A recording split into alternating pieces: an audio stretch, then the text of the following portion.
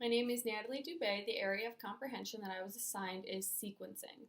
The standard that aligns with my lesson is under the Reading Standards for Informational Nonfiction Text heading and under the benchmark Integration of Knowledge and Ideas. The standard that I chose is RI.8, and that says, describe the logical connection between particular sentences and paragraphs in a text, i.e. first, second, third, in a sequence. So then that aligns with my I can statement, which is I can identify and describe the different steps in a text sequence. And then my target goal is to be able to follow and or identify the correct sequence from a text or scenario. All of these are chosen because they directly correlate to the lesson that I have planned. The students need to understand the concepts of sequencing in order to make those logical connections to form the correct sequences. Today we're going to be learning about text sequencing. And by the end of this lesson, you will be able to identify and describe the different steps in a text sequence. There are a few key words that you should look for when decoding and looking at different texts. First, second, now, before, after, next, when, while, and finally. Have either one of you guys ever made a peanut butter and jelly sandwich? Yeah, I have. Yes. Do you know the ingredients you would need to make it? Yes. Yes. What do you need? Bread, peanut butter, jelly. There you go. Nice.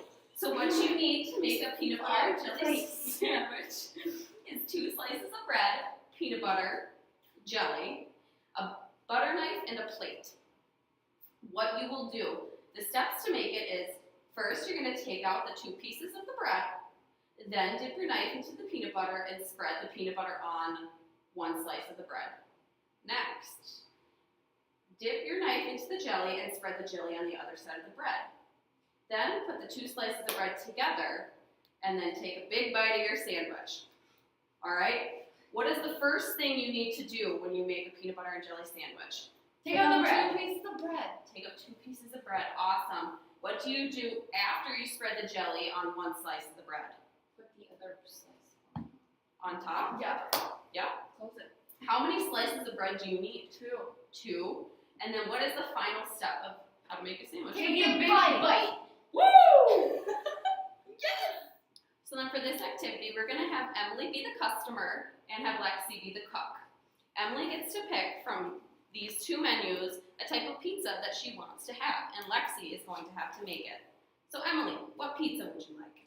I think that I want to do the Hawaiian pizza. The Hawaiian pizza. So the Hawaiian pizza is a white pizza, so it doesn't have any sauce, and then with the cheese, pineapple, and ham. So Lexi is going to have to put the cheese on first, because that comes first. You want to put the pineapple under it, and then she's going to put all the toppings.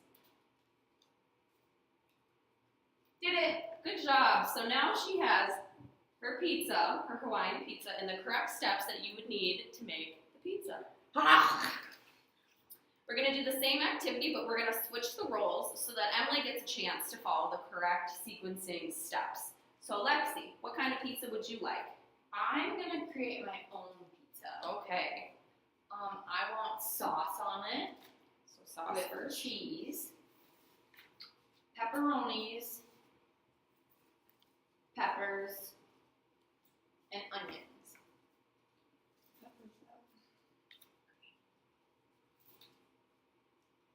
And I think that's all I want on my pizza. Awesome. For our last activity, and to check the students' understanding, I have a list of directions, and they're going to have to number the directions in the correct order on how to make a microwave popcorn. So take out your pencils and then write your names at the top. And then you're going to have to number 1 through 9 the correct order in which you would make a bag of microwavable popcorn.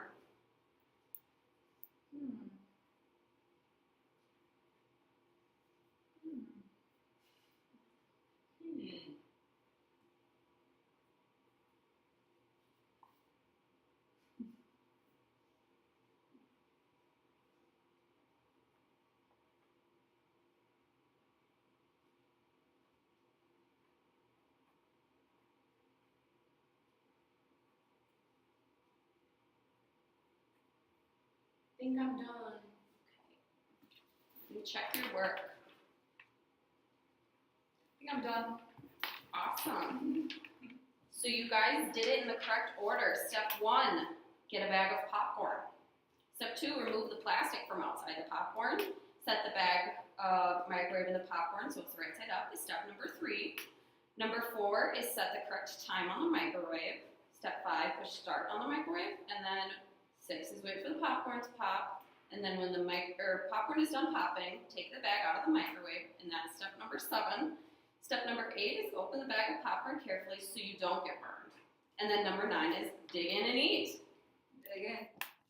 For my first remedial activity, I printed out these 2 worksheets that I found off Teachers Pay Teachers, and essentially the children will draw 1 line under the event that happened first, 2 lines under the event that happened second, and draw a star over that clue word that helps them know that it's a sequence. So here is kind of an example of what they expect, and this is an easier version of decoding sequence versus doing it from a huge paragraph. So this one allows me to see directly if they know which part of the sequence comes first and which one comes second, because I can just look over their sheet and see if they have 1 underline, 2 underlines, the star in the right place, and so on. And then my second remedial activity is a big paragraph that they will read, and then on the second page there are boxes that they will get to cut out, and then they have to paste them in these boxes in the correct order that they happened in the story. So this is a little bit more fun for kids because they get to cut and glue, which helps with those fine motor skills. And this one is a trickier one.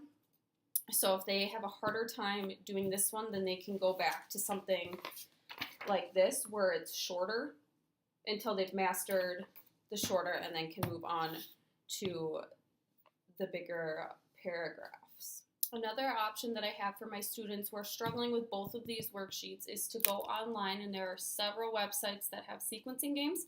The one that I found that I liked was called roomrecess.com, and essentially the kids will place the train cars in the correct order behind the engine, and this is just a different way to differentiate the instruction to fit the needs of every student and their learning types.